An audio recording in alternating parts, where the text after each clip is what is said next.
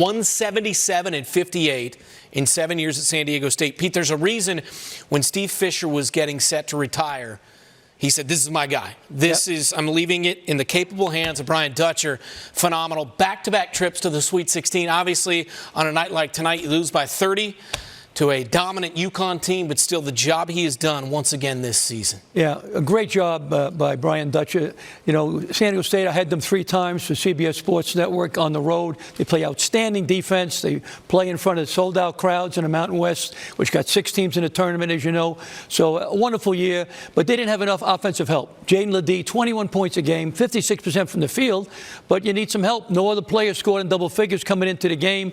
Unfortunately, Parrish had 10, but they played excellent D, but you got to match the offense of UConn. UConn's a great offensive team, and now they're finally getting more and more respect being a great defensive team.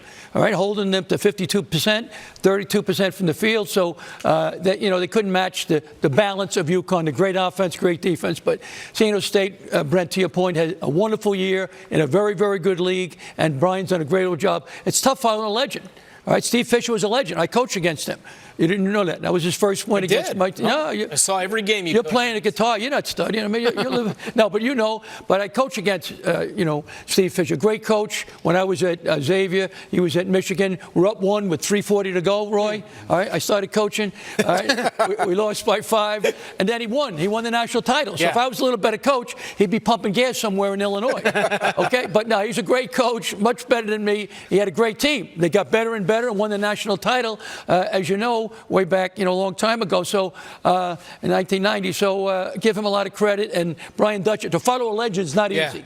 Steve Fisher was a legend. What he did there, built it up. When he got there, there was nothing. Donuts. Didn't have any winning season. All right, nobody's in the crowd. Now it's sold out. Great atmosphere. So Steve Fisher was unbelievable, and Brian Dutcher's following him. He's doing a wonderful job for the Aztecs. Well, first, I also want to touch on Ledee. I was so pleased at what he was able to do this year, going from a role player last year to being able to be like an All-American and be able to produce. It goes to show that you don't need to be a McDonald's All-American in high school or be a 5-star recruit. You got to get it out the mud, work on your body, and you can get it. You can do it yourself. But UConn, their size was on display. They were just too big, too athletic. They were doing it by effort. They had 21 to 12 offensive rebounds, and that's all effort. 4 out of the 5 starters had 3 or more offensive rebounds. Tristan Newton, he had 6. But what I like about UConn is they're an always evolving team. Their first halves are always better than their second half. They shoot better in the second half than they do in the first. So in the first half, it was like 30% from the 3. They went to 45, 46% from the 3-point line. So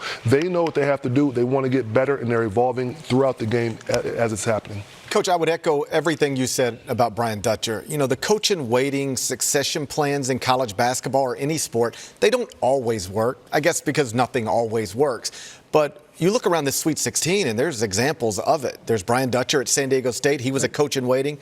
It's gone brilliantly. John Shire at Duke was a coach in waiting. That's going well. Matt Painter at Purdue was a coach in waiting. That's going well. So all around the Sweet 16, you've got examples of that. Funny moment from Brian in that press conference. Somebody asked him if UConn's better than they were last season. And he said either they're better or we're worse. and smiled and laughed. But the truth is, it sounds like an absurd question to ask. Right. Is this team we're watching better than the team we watched last season win the national championship and blow through everybody in the NCAA tournament? It sounds like an absurd question. The answer is probably yes. They probably are better. They won a league this season that they couldn't win last season. They won a league tournament this season that they didn't win last season. They've got a better record than they had last season. They have better computer numbers than they had last season. The last season's team was obviously great. They lost 3 of their top 6 scores from it, including 2 top 40 picks in the NBA draft. One of them was a lottery pick, and that doesn't even include losing the most outstanding player of the Final Four. And yet somehow, some way, it's true. It looks like Dan Hurley has a better basketball team than the one he had last season, and that's why they are, UConn, the favorite to win this national championship. So 6 wins to win the title last year, 3 more this year. They are halfway there. So the last 9 wins in the NCAA tournament by 13 or more. By the way, the last 3 times they made the Elite 8, this program has gone on to win the national title. That was in 2011, 2014, and, of course, last year. It's the dominance, Pete. That's what it is. They just drilled a really good team by 30. They lead every game in the second half by double digits, the note that I talked about earlier. It makes you wonder, and they've got a good, tough matchup coming in the next round, whether it's going to be Illinois or Iowa State. But it does make you wonder, regardless of who is in their path, if this team can be beaten. Unbelievable. Right now, they're a wrecking machine, all right? They won by 39 points their first game against Stetson, 17 points against Northwestern, who's a very good team from the Big Ten, and they pounded San Diego State. As they said, I had them 3 times this year, San Diego State, for CBS Sports Network, and they're a tremendous team. They beat them like a rented mule. They just crushed them. They were too tough. Offense, the thing they do it on both sides, they average beating their opponent by 18 points a game.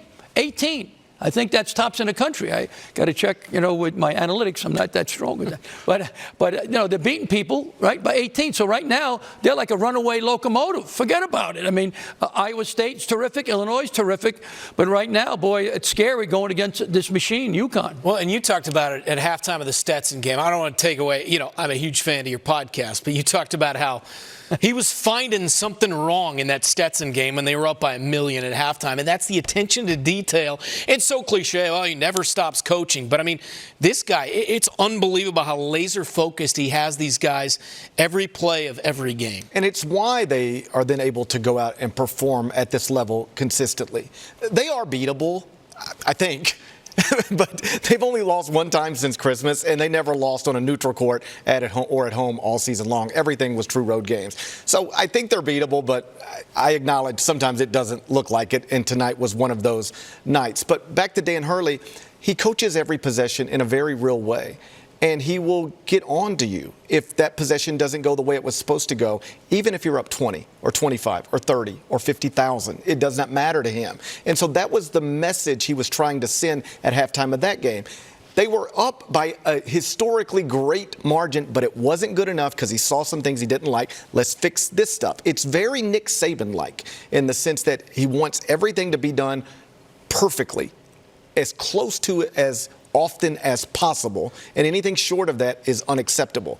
And when you preach it and you hold people accountable, then when you get talented basketball players and combine those things, this is what you get. It's a good combo, Roy. Yeah, I mean, they play so unselfishly. Like, they know what they have to do. They know the promised land. You saw the highlights. They had pocket pass, extra pass to the big man. I'm being serious. I would love to play for a team that can attack downhill, penetrate, and pass me the ball, so I get an easy dunk. I don't have to work too hard, get a jump hook in the post. But they did it with defense. They had 20 points off of turnovers. Those are things that they want to get into the ball, make sure they pressure, and then create extra and easy points as opposed to like coming down and worrying about their half court. But they're doing such a good job of not fouling, moving the ball, 17 assists on the night. They just seem primed to go.